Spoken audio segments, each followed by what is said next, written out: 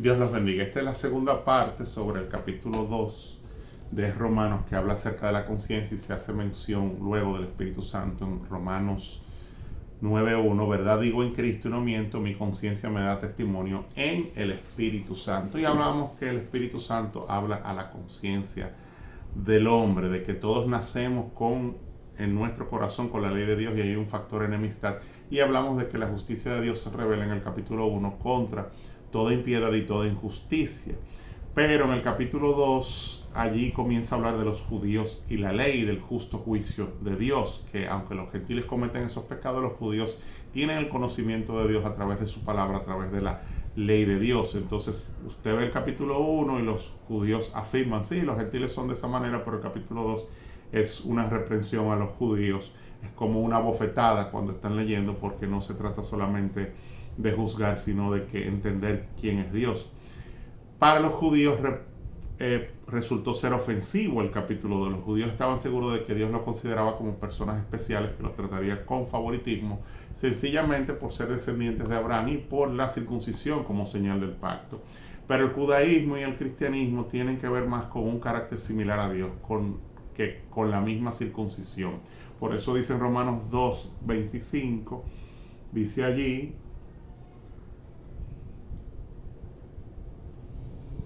la circuncisión es verdad, aprovecha si guardas la ley, pero si eres transgresor de la ley, tu circuncisión viene a ser incircuncisión, o sea que es vana.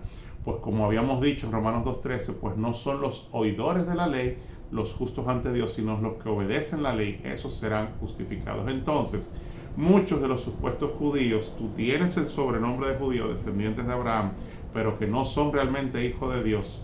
Y muchos de los gentiles que ni siquiera han escuchado hablar de Dios, ni les ha pasado por la cabeza el circuncidarse, son judíos en el verdadero sentido de la palabra, porque dice allí en el 17, tú te llamas judíos y te apoyas en la ley, te glorías en Dios, conoces su voluntad e instruido por la ley, apruebas los mejor y estás convencido de que eres guías de ciegos, luz de los que están en tinieblas. Versículo 20, instructor de los ignorantes, maestros de los niños, y que tienes en la ley la forma del conocimiento de la verdad. Tú pues que enseñas a otro, no te enseñas a ti mismo. Tú que predicas que no se ha de robar, robas. Tú que dices que no se adulterar, adulteras. Tú que abominas a los ídolos, cometes sacrilegio. Entonces allí Dios le llama la atención a esos judíos, y Pablo hace ese contraste de judíos con el conocimiento de la palabra de Dios y de la ley, los gentiles sin ley. Entonces muchas veces nosotros, por pertenecer al pueblo de Dios, pensamos que Dios nos tratará con favoritismo. ¿Será que muchos de nosotros también nos consideramos hijos de Dios, pero realmente no lo sabemos porque vivimos quebrantando la ley de Dios y tenemos un pecado acariciado y no dejamos que Dios nos transforme? Entonces, allí el judío y la ley, vemos cómo se hacen intentos legalistas de obedecer la ley, como les leí allí en el capítulo 2, del 17 en adelante. O sea, los judíos trataban de obedecer la ley a través de sus obras externas, pero realmente no cumplían como el espíritu de la ley, que es la obediencia a la ley de Dios. Entonces no es judío el que lo es interiormente, ni es la circuncisión la que se hace exteriormente en la carne, porque no es un asunto de cosa exterior, ni de una corbata, ni de un vestido largo, sino que es judío el que lo es en lo interior, y la circuncisión es la del corazón en espíritu y no en letra. La alabanza del tal no viene de los hombres, sino de Dios. Entonces eso es lo que Dios quiere, o sea, no una apariencia exterior, no negociar con Dios de que yo estoy bien y las cosas no van bien cuando tú realmente no obedeces a Dios de todo corazón. O sea, una persona verdaderamente cristiana tiene una obra interior en su corazón, no lo es de manera exterior, pretendiendo que los hombres lo vean y que reciba aprobación de parte de los hombres, sino lo importante es recibir la aprobación de Dios. Por eso Pablo dice que es judío, sino que es judío el que lo es en su interior, en lo íntimo, en lo secreto, el que ama a Jehová su Dios de todo su corazón, con toda su alma y con todas sus fuerzas. Y la circuncisión es la del corazón, es una verdadera circuncisión.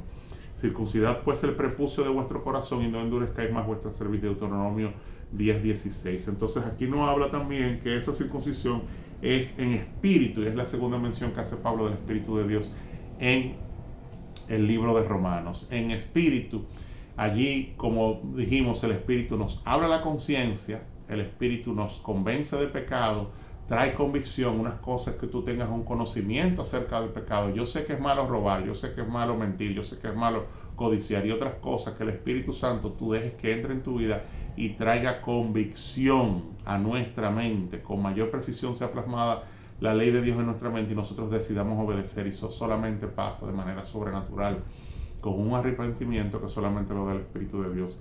El Espíritu despierta dentro de nosotros una nueva conciencia sometida a la ley de Dios y llegamos a estar conscientes de la voluntad de Dios en una nueva forma de pensar y recibimos discernimiento espiritual para entender entre lo bueno y lo malo, que eso es lo que quiere Dios, hablar a nuestra conciencia a través del Espíritu Santo, que podamos obedecer, darnos el poder para obedecer y que lleguemos a ser conscientes de la voluntad de Dios. Entonces, la alabanza del tal no viene de los hombres, sino de Dios. Entonces tú vas a recibir la aprobación de Dios, no la de los hombres, y esa es la más importante, en lo secreto, en lo íntimo.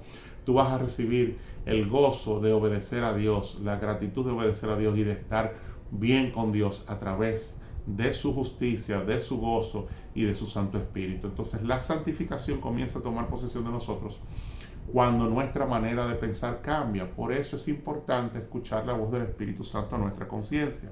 Cuando callamos la voz de nuestra conciencia, endurecemos nuestro corazón, encallecemos la conciencia, hay conciencias cauterizadas, no podemos escuchar a Dios. Y un pecado vuelve y se repite, se hace un hábito y confundimos lo malo con lo bueno, nos justificamos delante de Dios y no podemos crecer. Para que actuemos según la verdad, esa conciencia debe involucrar un nivel de aceptación a la voluntad de Dios, lo que llamamos, como le dijimos anteriormente, la convicción. El Espíritu Santo convencerá de pecado, de justicia y de juicio. Entonces, tienes que tener esa convicción. Y el Espíritu Santo también obra para convencernos de la verdad. Si hay convicción, entonces nuestras conciencias cambiarán y nuestra mente cambiará. Si hay convicción, no conocimiento acerca de lo que debemos de hacer, sino la convicción que solamente da el Espíritu Santo. Entonces, una buena conciencia es aquella que ha sido entrenada por el Espíritu de Dios a través de la palabra de Dios. La conciencia espiritualmente madura es escrupulosa y está gobernada por el Espíritu Santo y produce fruto de justicia, gozo y paz. No admite lo que la carne admite y somos conformados a la imagen de Cristo. Esto es poseer la mente de Cristo, afirmar lo que Cristo afirma y negarse a lo que Cristo se negó. Este es el objetivo de la santificación, la etapa final que el Espíritu Santo se esfuerza en desarrollar en nuestro hombre interior, en nuestra mente, en nuestra conciencia. Dios los bendiga.